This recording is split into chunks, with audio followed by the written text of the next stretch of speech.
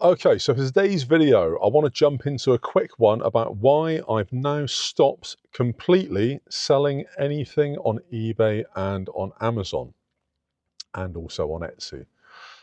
So I apologise for my dishevelled appearance. I have still got my little salt and pepper beard thing going on, and I have just I've plecked some stuff out from my teeth. I had some salad earlier, and my teeth were green with lettuce. I didn't want to leave anybody triggered.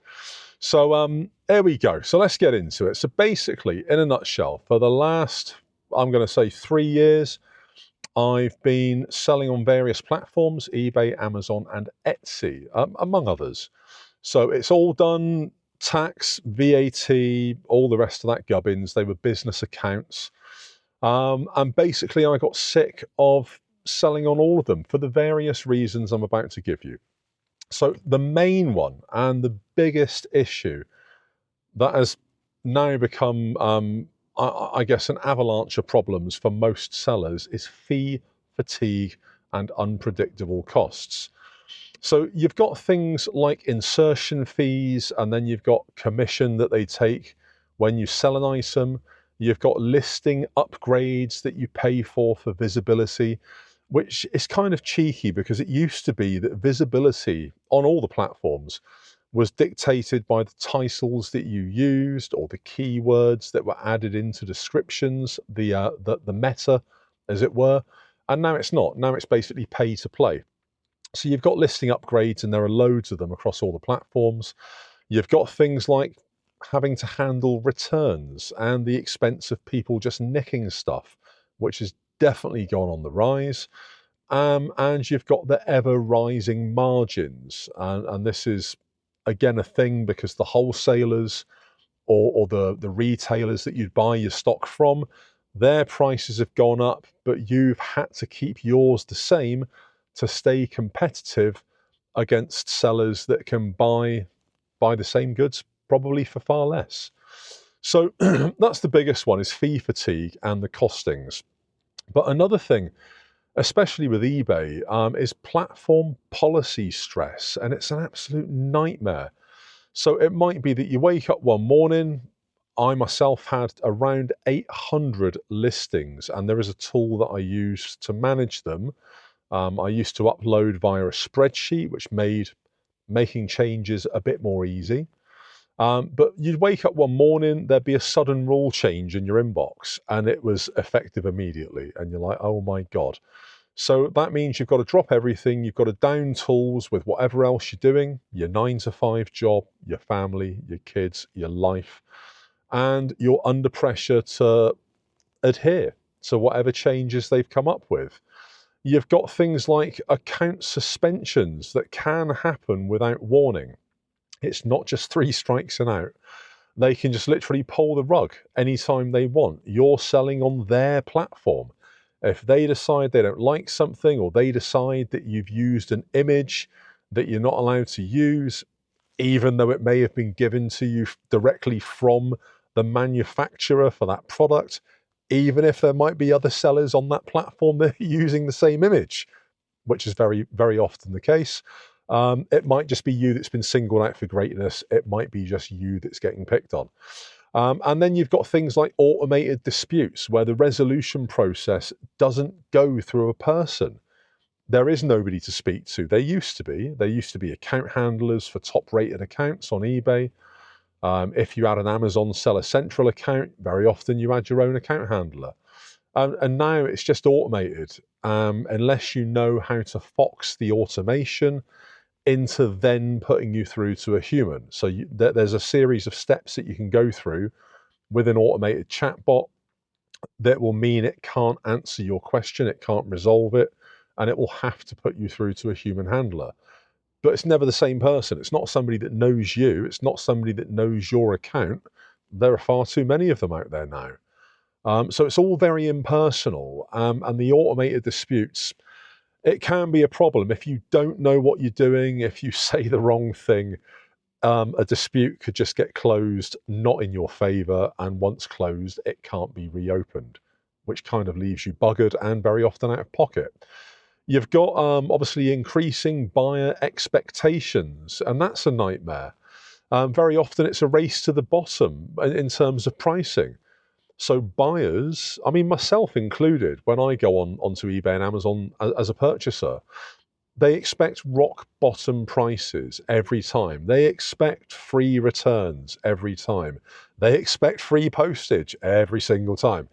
And all of these costs, they cost you as the seller, they eat into margins that are already pretty bad. For some of my products, I used to sell, up until recently, nuts and bolts. And the reasons for selling nuts and bolts were that the market wasn't necessarily saturated, like clothing or like electronics. You don't suffer anywhere near the same number of returns like clothing and like electronics, where probably 10 or even 15% of your stuff comes back because people are idiots and can't measure their waste. And not much can go wrong with nuts or bolts. So it's very rare, if ever. I think I had one incident in hundreds and hundreds of sales where something had gone wrong with an item and it was sent back. You just don't get that with something that's made of solid steel. So it minimizes risk, or for me, it minimized risk. And also, the other side was that they're very low value products, and you can buy them at very low value. The margins were very good. I was selling things in packs of 5 or packs of 10, and I was buying them in packs of 10,000. So the margins were very good. But over time, with the increase in fees, the increase in Royal Mail postage costs, and everything else, and my time required to pick and pack the items, the space they take, it was a large number of items. It's just not worth it anymore. And that it kind of led to other things. It wasn't just the margins that were thin, which led to margin burnout. It was mental burnout, and I guess the erosion of value in having a online kind of retail store, if you like, held on those platforms. You've always got to deal with idiots that will give you low ball offers, like you're selling an item at £2, and some muppet will offer you like £1.20, thinking that you can just give away like 30 or 40% of the margin that you've got, which is only 30 or 40% to sell them a product. And then you've got to deal with that muppet sending them a message saying, look, thanks for the very kind offer, I really can't do that. So you deal with a lot of idiots. And I'm sure if there's anybody out there in retail, whether it's online or whether it's physical, we can all agree that you do get a lot of idiots. A lot of buyers are stupid. You've also got things like shipping stress, where, like I said before, parcels go missing. Now, very often, a lot of the stuff that I sent out was just second-class post, because it's about £1.50. Everything that I sold would generally fit through a letterbox for the most part, which made shipping simple. You just go out and buy books of stamps, and you buy like 1,000 envelopes, 1,000 little baggies from Amazon or eBay, and away you go. That side of it is quite affordable. But now, obviously, postage fees are going up. Postage isn't as guaranteed as it was. It's not like the postal service is getting any better or any faster. And you have got ever more competitive options, things like Yodel and Every, where they just throw the parcel randomly into the garden and hope that it's been delivered. So there are major drawbacks. There are major flaws. With Amazon, you've got FBA, which I did for a bit, where you send Amazon stock, and they basically charge you per square meter of space it takes in their warehouse. And then you've got the associated costs of, again, people stealing goods. Amazon automatically replace them. Very often just don't even contest it. They just simply resend another item, and you've lost some inventory at your own expense.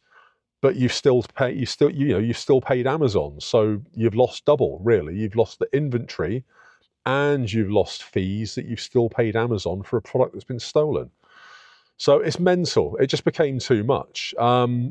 So, the exit plan for me was to really translate to direct to consumer. I wanted to keep all my stock, and basically set up a website and just do it as my own thing.